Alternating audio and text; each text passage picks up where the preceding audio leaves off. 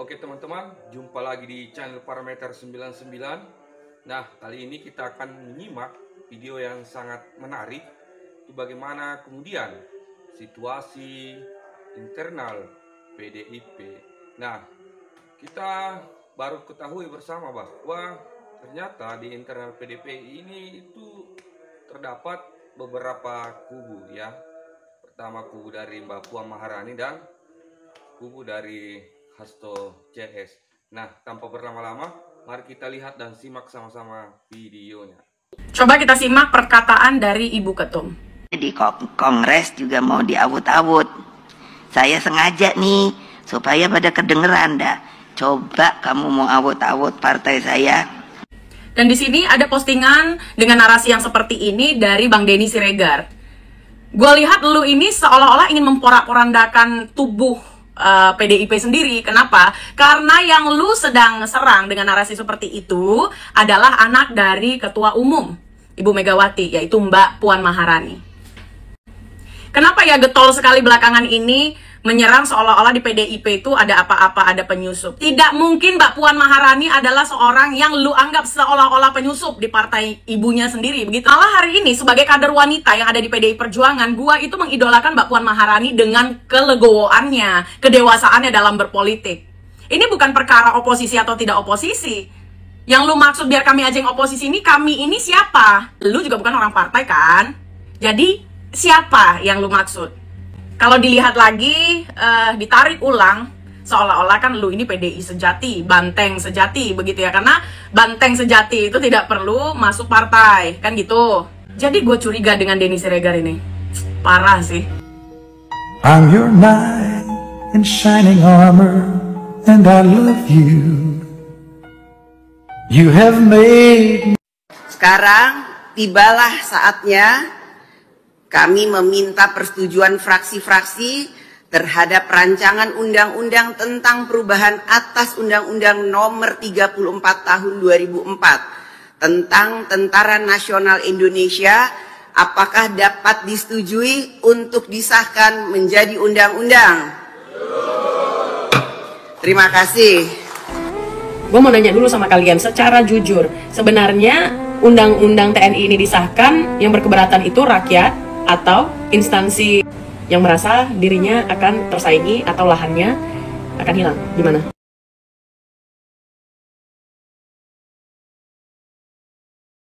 Dan saya tidak dalam posisi untuk membela atau memberikan penilaian ya, karena keputusan itu sudah terjadi.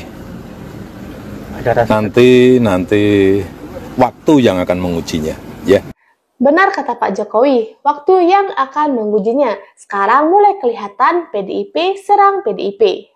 Jokowi terkesan secara gestur politik sangat kelihatan tidak happy dan kelihatan sekali sangat marah. Jokowi mengatakan bahwa dirinya diam ketika sering dihina-hina. Jokowi itu diam ketika misalnya sering dibully, dicaci maki, dan seterusnya dan seterusnya. Tapi kesabaran itu ada batasnya.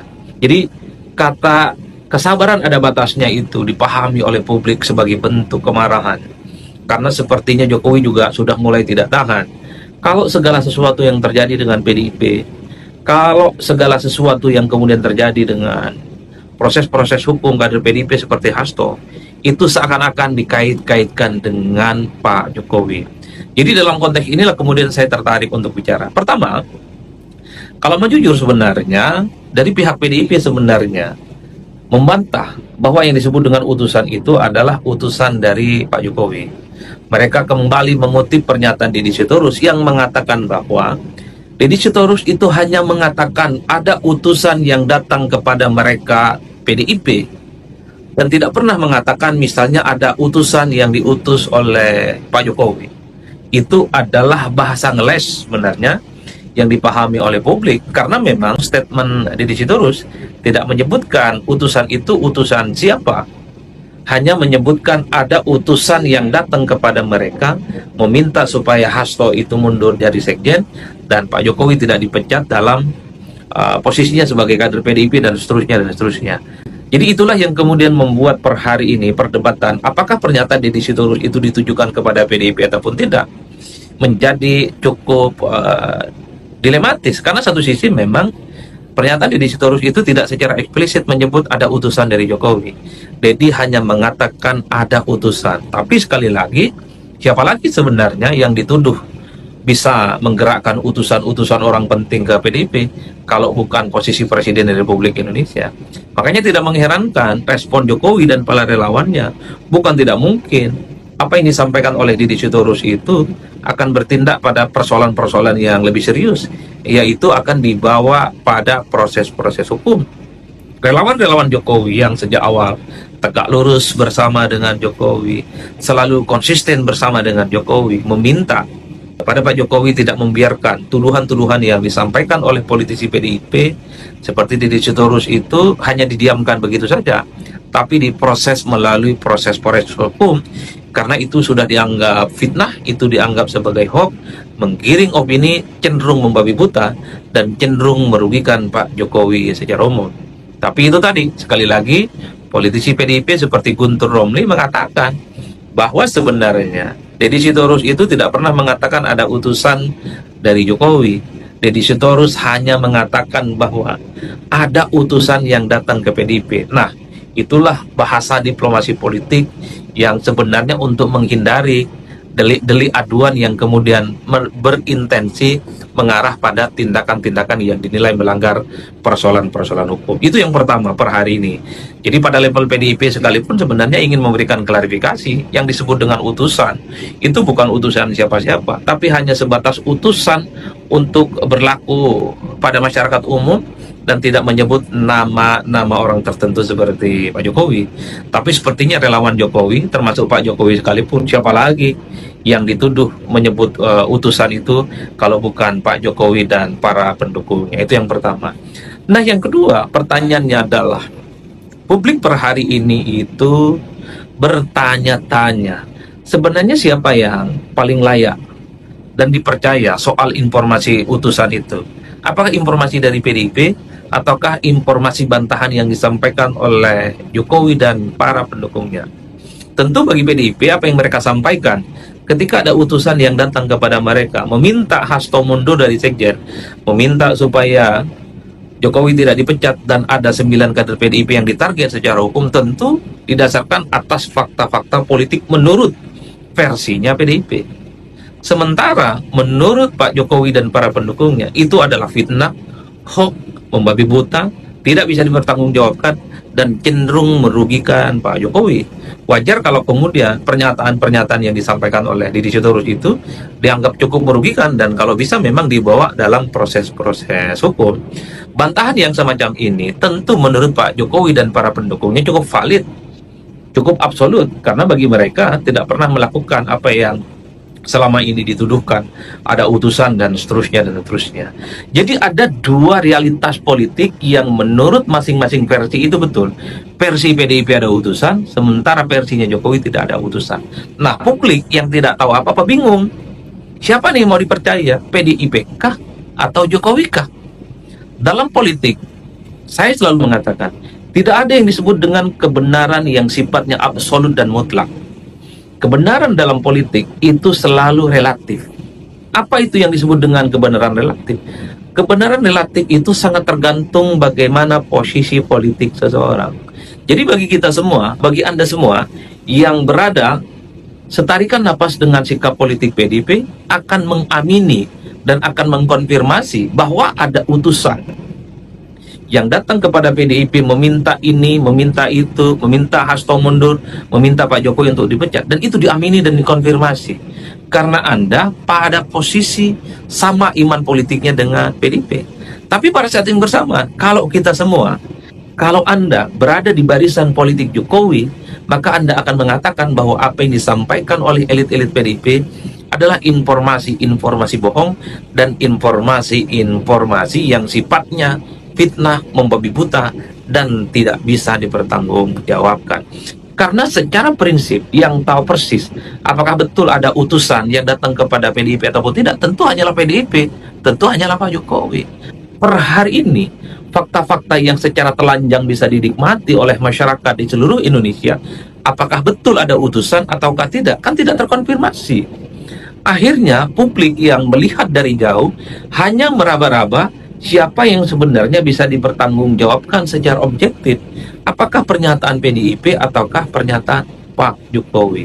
Dalam konteks itulah saya selalu mengatakan, untuk membuktikan kebenaran ini adalah mutlak dan absolut, harus ada yang berani mengungkap, ada foto, ada video, siapa orang yang datang kepada PDIP meminta supaya Pak Jokowi tidak dipecat, meminta supaya Hasto itu misalnya mundur dari sekjen. Kalau foto-foto itu ada, kalau video-video itu ada, saya kira masyarakat awam yang selama ini tidak pernah tahu realitas yang sesungguhnya secara perlahan akan memberikan konfirmasi. Tanpa ada fakta-fakta yang bisa diungkap berupa video, berupa foto, ataupun percakapan yang saat itu mendatangi PDIP, maka wajar kalau kemudian per hari ini kebenaran-kebenaran yang sesungguhnya itu tidak akan pernah terungkap. Yang ada justru adalah kebenaran versi masing-masing. PDIP punya keyakinan ada orang datang kepada PDIP meminta kepada mereka supaya tidak memecat Jokowi. Sementara Jokowi, relawan dan para pendukungnya juga punya keyakinan dan satu bantahan. Jokowi tidak seperti yang mereka tuduhkan. Jokowi sudah sering difitnah, sering dituduh, sering dihujat, sering dicaci maki, tapi sabar. Tapi kalau terus-menerus difitnah, maka kesabaran Pak Jokowi itu akan ada batasnya. Di luar itu semua, Deddy Sitorus mengatakan mungkin akan memberikan informasi kepada Pak Jokowi kalau bisa nongkrong bareng dan ngopi bareng. Wah, menarik ini. Artinya apa?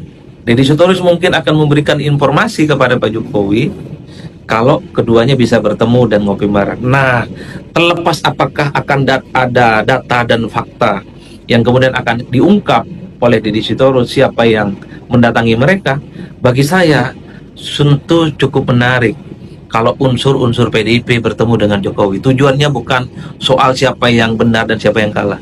Saya berharap antara Pak Jokowi dengan PDIP itu islah secara politik. Saya berharap sebagai rakyat biasa supaya pertikaian politik antara dua kubu ini sudah diakhiri. Bukankah dalam politik itu ada rumus yang cukup sederhana? Tak ada kawan dan lawan yang abadi. Yang abadi adalah kepentingan itu sendiri. Itulah yang kemudian publik selalu menginginkan, karena semua hal di negara kita ini sudah terlihat secara transparan. Orang yang selama ini bermusuhan bisa akur. Orang yang selama ini saling akrab tapi bisa bubar jalan. Apa iya PDIP dan Jokowi tidak bisa berkongsi kembali? Apa iya PDIP dan Pak Jokowi itu tidak bisa islah untuk membangun kebersamaan kembali? Itulah yang kemudian membuat kenapa pada hari ini saya tertarik untuk bicara bagaimana hubungan politik antara Jokowi dengan PDIP kembali mendidih.